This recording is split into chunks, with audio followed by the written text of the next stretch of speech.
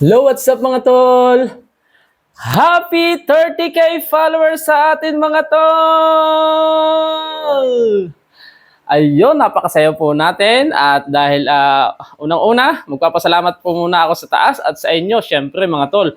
Kung hindi dahil sa inyo, ay hindi natin maabot itong 30K followers.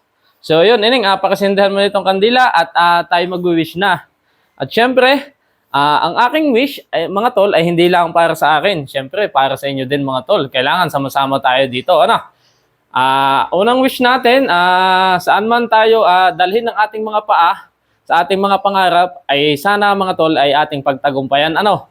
At syempre mga tol, pangalawa, ang aking goal po, ang ating goal ay sana maabot natin kahit man lang 100K followers mga tol. Ano?